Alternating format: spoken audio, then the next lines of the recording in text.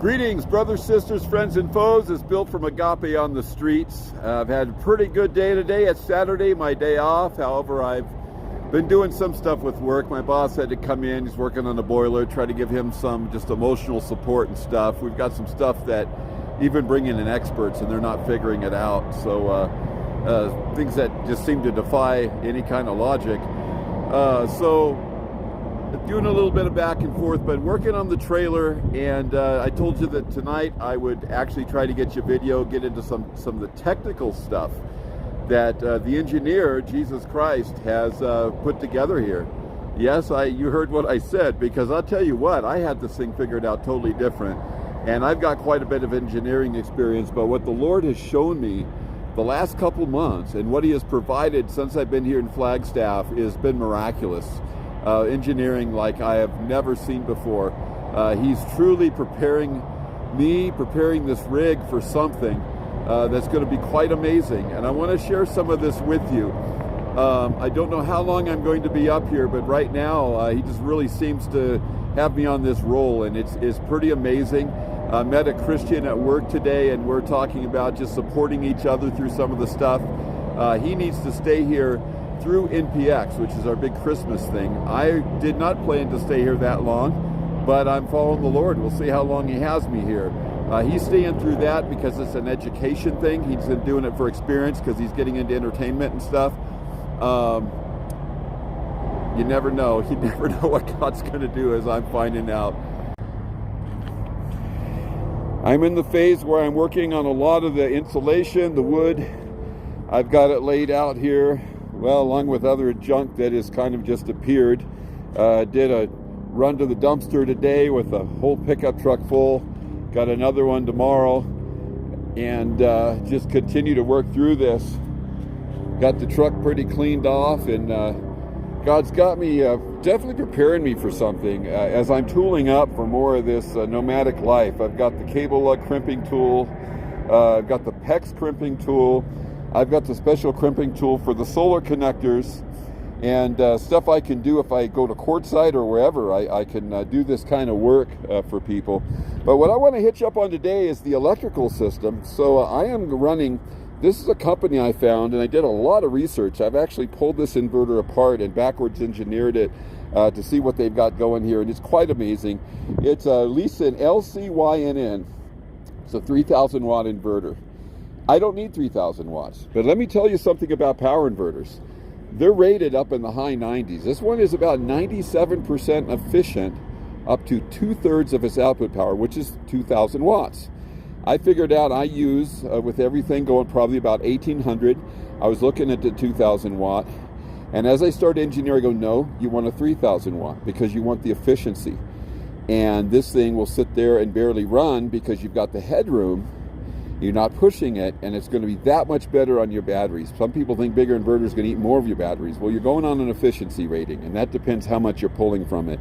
This thing does have an idle mode when you're not pulling more than a couple hundred watts. It is actually 3 stages inside, and what I like about this thing, it's tri-redundant. Yes, you heard that right. 3 separate 1,000 watt sections in this thing. You could literally burn up 2/3 of this and it would still be working, putting out 1,000 watts. This is much bigger and heavier than other 3,000 watt power inverters I found on the market. And but this is one place I cannot really save weight, because you need that efficiency, you need that reliability, I need that redundancy that's built into it. It's got a really nice RCU display, and the display is going to go up high where I can see it. It displays everything: your voltage, your battery, how much is left, how much is the AC is putting out, your frequency, your current. It's all on the display. It also has where you can direct wire it, which with everything I have in there with all the outlets, I'm going to go to direct wire instead of just plugging in and then kind of doing an extension cord thing. So it's going to truly be an electrical system. You know, I'm doing things saving weight, like using this FHP for the ceiling and the walls, and I'm doing a very lightweight, it's a foam type insulation. Now underneath, I am going to spray it. It's a 2-part spray. And to do the bottom underneath the floor, which I have to do before it snows, or I probably won't survive. But just to buy that stuff is about $800. So just to get you an idea of how much is involved here as far as cost. This stuff is not cheap if you just look, oh wow, $800 for insulation. But when you figure out that this is a home that's going to be able to go anywhere, and I can live in this thing, I can retire in this thing. Down there you see the Enviro White Extreme Elastomeric roof coating, and after we run the wires on the roof, that's going to be going up. On the roof, I'm going to have several of these boxes, and these are set up for things like, we've got security cameras that are going to go around, some video balloons. These will be adhered to the roof with a construction adhesive, so we have no holes going through the roof. And up on top there, I'm going to have ultraviolet lights, which are going to be for the video cameras for long range. There's floodlights all the way around. There's cameras. There's a lot of electronics on the roof, as well as the solar panels. And we're taking the solar panel system from 18 volts up to 32 volts. I've got 18 volt panels now, so I can be above the 12, but I am going to go up to 32 volts. Going to have a little over 1,000 watts, but these are very, very efficient solar panels. It's a company called Dokio, and they're light, they're small, they're very, very durable frames, so we can withstand whatever comes our way. I've got them mounted up high, and there's a reason for that, because I don't want them to freeze, and I want to be able to get air underneath them. I could put a water tank or something under if I had to, but right now the water and the sewage will be going underneath. That has to be put down under the trailer first, and then I can go put the insulation, because we don't want the water to freeze, so it has to be inside the insulated area. This is the way I've been running the system for now, and I'm running a 1,000 watt pure sine wave inverter, which has been fine for me. I've run the microwave and the small refrigerator off that now for almost a year, and it's been doing very well. But I am going full electric. I do have a 20,000 BTU propane heater that's going in, a blue flame, that is going to go in with the blower in case it is needed. I am going to sell my existing little propane heater, but this is only for backup, because what we've got set up here is actually PEX lines going underneath the floor, which are going to go through a 150 watt electric heater and pump glycol to keep the floor warm. And we're finding out that with this, and only using 150 watts 12 volt DC, which is a very low drain on these batteries, you can keep the entire trailer warm down to like 0 degree outside temperature. My bed is a mess. I got stuff piled on there right now, as you can see, but you can see behind the bed I did go with an outdoor siding, and that's partially due to structural strength and just it's got to hold this bed with my heavy weight on there bouncing around. So that goes to another 1/4 inch wood behind it. It's glued to it and then glued to the trailer frame. And you can see this trailer, this is steel. This is pretty decent thick steel running every 12 inches, which no, this isn't something made with 1x2 sticks of wood like some of these trailers are. This baby is built heavy duty, and it's built to where it's going to last. You can live in here and go through hurricanes, whatever is going to happen. That back door is going to have AstroTurf on it. That was Josie's thing, and we have the AstroTurf in good shape. I ordered a different type of glue than he originally had, because I found some things out about that, and that might go on next week. This is the shower pan right here, and you can see it's fairly small, and that'll also have the toilet in the same room as the shower. That's getting ready to be laid down, and the nice part about that is, as you get older, need to sit down in the shower, you can sit on top of the toilet. When you need to clean the toilet, it's very easy. You can hose it off right down into the shower. It saves a lot of space that way. And we got drawers here that will have a top on it. That will be the refrigerator. And actually, you can't see it, but right under this heater in the box is a big sink. And that is actually going right there. And then this whole area, you can see the 2x2 along the wall. That's going to be a huge table. Air conditioner will remain below the table. The fridge will be gone, and that will all be our electrical system underneath. All along the top, those will have these cupboards, which I'm putting together, and that's going to go all the way around. So there's going to be all, except for where the shelf is, that's going to have a net over it. But there's going to be plenty of storage. And yes, I have a mirror. Hi, how are you? I've got a guy working with me on the tongue. The tongue will have diamond plate steel sitting on top, and it's going to have 2 steel rods. And it's going to go up quite a ways, nearly as high as the trailer. Underneath it will be 2 very large propane tanks with an automatic changeover. That will run the backup propane heaters. That will run the propane water heater, which there will also be an electric water heater, which pulls another 150 watts. We can turn on and off if we want to go full electric. But everything can back up with propane in case there's a problem. And it will also run, there'll be a propane stove, 2 propane burners.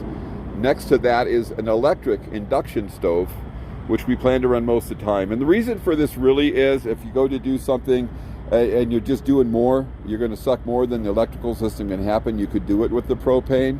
But just for daily life, you don't need to keep buying propane. I want to make this truly off-grid. And that's what the Lord's showing me. If something happens, we go somewhere we can't get propane,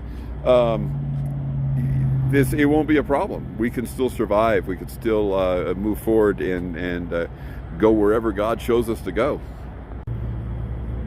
So I took apart the power inverter. I made a few modifications on it. I did notice on it that the capacitors, they're not Panasonic or nothing. It's a company called Lovejoy. I thought, oh no, silly things. So I put them on the scope. I looked at them. I tested them out. I go, wow, these things they're like plus minus 2%, really accurate. Did a little more research, found out it is in fact the same factory that makes the real high-end Panasonic capacitors. It's just they're taking them in China, putting their name on it and getting them cheaper. So this is an incredible value. They also make a 2,000 and a 1,000 watt, I think a 1,500. They make a bunch of different ones. They have a 4,000 that you need to have 24 volts. But I looked at them all. I looked at the schematic. And the best value for your money by a long shot is this 3,000 watt, especially if you're in the need of about 2,000 watts. This is the way to go. This is the way to go. This is an amazing inverter for the money. I've got things like Ames, Renology. In fact, I have an Ames 400 watt that I have as a backup for the refrigerator. And that's set up on an automatic changeover. In case something does happen to this or this overloads or something, it'll automatically change over so the refrigerator and freezer keep running on the Ames. But I like this, the design of this. I think I like it better than the Ames. And those of you who know power inverters know Ames is very high-end stuff. One thing I am working on is a way to mount this ladder. Some of you remember all the ladders I used to have, and I sold them, and I found this, which is it's one of those transformer ladders. I mean, this thing can turn into a step ladder, anything you want it to. And I've been very pleased with it. I got a great deal on that thing. It was like $120 with this coupon I had, and I've been very happy with it. I'm trying to come up with a way to put some kind of a hook system outside the trailer where I can hook it there and I can lock it so nobody can take it. Because that's the only ladder I think I'm going to need, even if I start doing some construction. I think that's going to work. And that's what God keeps doing here, I'm noticing, is He's refining things. I started out with, like 3 different A-frame step ladders, big old long 30-footer. And as I'm going here, I go, it's just not needed. There's just no reason. I am running separate 100 amp hour 12-volt lithium-ion batteries. Josie went with the 200. I've worked on a few guys now that have gone with the 400. I'm doing separate 100s, and the reason is more redundancy. To me, just equals more reliability. Each one is separately fused, and if there's an issue that way, I just lose one battery, 100 amp hours. I can change it out and keep going, instead of I have a battery issue and I lose like half of my bank or something. So right now as we sit here, I've got 400 amp hours. I've got the system designed to put 800 amp hours in there. And I'm way overkill on the amp hours I need and way overkill on the solar panels. But again, the reason why is storage. So I go, like where I am right now, it's always sunny. It could be storming out and the sun's out. It's just a very high UV. I'm getting all kinds of charge on off my solar panels. But as I go somewhere where that doesn't happen, you know, even 1,000 watt of solar panels might only put out 100. You know, that's why I'm going up to the 32 volts, because it might go down to 12, and I've got to have at least, you know, 13 maybe volts there to even get a charge. So you got to remember those ratings are at optimum situation. So you don't want to put a 12 volt solar panel system and you go where the sun's not quite too bright. Well, you're going to get 10 volts, which isn't going to charge your battery. So I'm going way up on everything so I can be ready for anything. And I've done the calculations here with the 800 amp hours and the a couple thousand watts of panels up there. I could go for about a week with basic living and not even really have to worry about charge. Just get a little on and off here and there. And as soon as I get somewhere, a day would charge me back up pretty good. So I've got that going on, but I've also got the Victron Energy Orion TR Smart, which even as I'm driving along, that's hooked to the truck. It's a little trickle charge. It's only 18 amps, but I'm charging 18 amps to the system the entire time I'm driving, besides whatever the solar panel is doing. So even if I'm in complete dark, I'm driving along at night, you know, I'm trickling up my solar system here. I'm charging stuff up. Another huge lesson I learned that's going to contribute to the overall efficiency and reliability of the electrical system in this trailer. Almost every Nomad I've come across, this is just the way they do their solar panels. They're just these passive combiners. They put a bunch of them together. It's the way I was always taught, and I got several of these around because I've done installs for people, and this is what they got. And then I started looking at these really nice, you know, all the way from the Dutch Star buses, and then you start getting these new electric trailers that are $300,000, $400,000 for a little single axle trailer, and you wonder why so much. And then you go, well, it's the engineering, and you start seeing things like this. It's a solar combiner box, and it's what we're going with here. And the reason for this is each solar panel, not only do you have a separate breaker to protect the panel, but you have a diode, which is going to make sure that, you know, that panel is going to only operate properly into the system. It can't take the system out. There's also surge in case that panel or anything on the trailer gets hit by lightning or there's some static electricity issues. This is going to make sure you have a nice, consistent, just a reliable charge going down to your batteries, at least into your controller. Yeah, your controller handles some of that, but why take out your controller when you can deal with it here before it even gets down the line? So this was a huge one for me. Big lesson learned. There you go. You got your panels. You got 6. So if you're running 24 volts, you're going to combine 2 and 2. You're going to have 12 panels running into that box, and that's going to do a lot for you rather than just passive dividers. So I hope you enjoyed our little video here, just giving you a general idea of what's going on with the trailer. I did do some work, like I said, at work today, and a lot going on here. You know, for all that's going on here, God gets the glory. He's doing amazing things. Praise His holy name.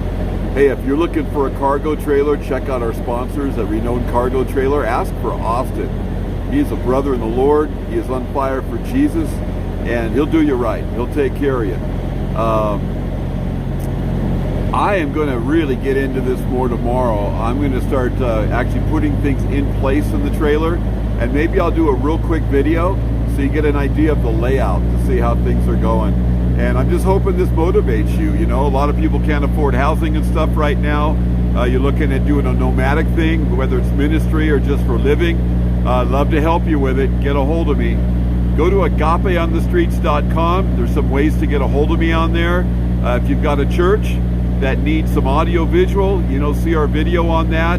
The Renewing the ACC Sanctuary is one of the ones I've got on there. I'd love to help you with that. We can hit the road, we can travel. When I say we, there's a lot of young people that would love to get involved and help you out as well. And I can teach them and encourage them. Your own volunteers, same thing. I love to work for you. God bless y'all. Hey, I miss you. Get a hold of me. I'd love to talk to you. Bye-bye now.